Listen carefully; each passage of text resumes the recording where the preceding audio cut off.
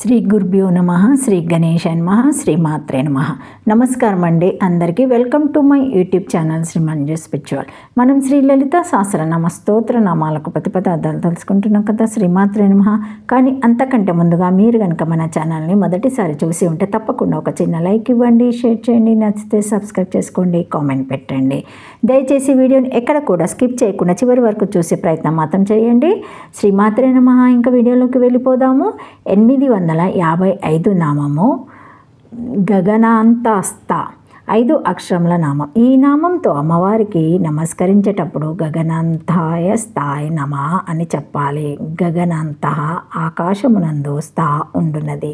సముద్ర గాంభీర్యంతో పోల్చబడి గత నామములో చోటు గలంలోని లోతు లక్షణం కలిగినదిగా అమ్మవారు చెప్పబడితే, ప్రస్తుత నామంలో ఆకాశ ఔన్నత్యంతో పోల్చబడి ఎంత ఎత్తుకైనా వెళ్ళగలుగు సూక్ష్మతమమైన వికరణాత్మక లక్షణము, రేడియేటింగ్ క్యారెక్టరిస్టిక్ కలిగినదిగా చెప్పబడుతున్నది. అంటే గత నామంలో అమ్మవారి స్థూల గంభీర లక్షణాన్ని, గ్రావిటింగ్ ప్రిన్సిపల్, ఈ నామంలో అమ్మవారి సూక్ష్మ వికరణ లక్షణాన్ని చెప్పడం జరిగిందన్నమాట. ఈ 2 లక్షణాలు కలది అమ్మవారు. ఈ గగనం పూర్ణమైంది. దీన్నే పురాణాలు ఆదిత్య మూల ప్రకృతి అన్నారు. దీని నుండే సృష్టి యావత్తు వస్తుంది. ఈ చోటు గోళంలో ఎంత ఎత్తుకు వెళ్ళినా అమ్మవారే దర్శనమిస్తుంది. గగనాంతం విశాలమైనది మరొకటి లేదు. అమ్మవారు కూడా అంతే. ఉన్నతత్వంలోనూ విశాలత్వంలోనూ సూక్ష్మత్వంలోనూ అమ్మవారు ఆకాశం నందువలే అన్నిటికన్నా మిన్నగా ఉండున్నదని ఈ నామము. గగనస్య దహరకాశస్య భూతకాశస్య పరకాశస్య వా అంతర్మేదిత్య తిష్ఠాతిథి వః వృక్ష ఇవాస్థ బోధివి తిష్టత్యేకః ఇతి శృతిః. గగనాంతస్యతే నాశకాలేపి తిష్టతి వా గగనం ఆకారః. అంతస్థ యారాలవః ఇతి పంచభూత బీజధర. గగనాంతస్థ ఆకాశమంద్యమందు ఉన్నది, దహరాంకాశ మధ్యమునందున్నది, భూతాంశముల మధ్య మందున్నది, పరాకాశ మధ్య మందున్నది, ఆకాశభూతము నశించును నిలిచియుండున్నది. పంచమహాభూత బీజ స్వరూపురాలు. దహరాకాశము యొక్క మధ్యమందున్నది లేదా పంచమహాభూతములలోని ఆకాశ మహాభూత మధ్యమందున్నది లేదా పరాకాశ మధ్యమందున్నది.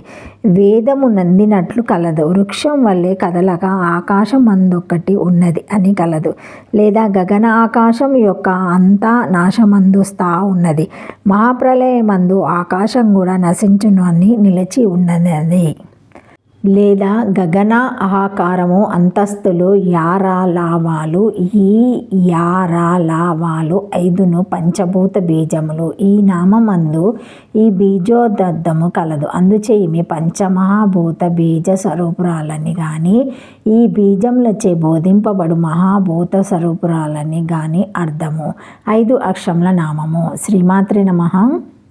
856 నామము గర్విత, 3 అక్షరముల నామం. ఈ నామంతో అమ్మవారికి నమస్కరించేటప్పుడు గర్వితాయ నమః అని చెప్పాలి. గర్విత గర్వము చెందినది.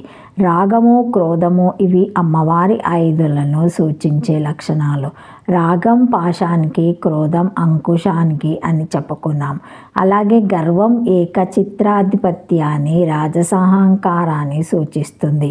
అమ్మవారి గర్వం పరావశత్వాన్ని సూచిస్తుంది.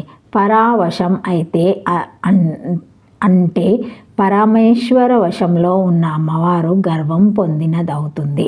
ఈ బ్రహ్మాండంలో లోతుగా ఉన్న కేంద్రం నుండి ఉపరితలంలో ఉన్నంతగా ఉన్న ఆకాశం దాకా గర్వముతో ఆనంద పరవశంతో డోలనాలు చేసే చైతన్య స్వరూపిణి అని ఈ నామాన్ని అర్థము. గర్వో విశ్వనిర్మాణ విషాయిని పరహంత సాస్యస జాత తరాకాదిత్వ తచ్.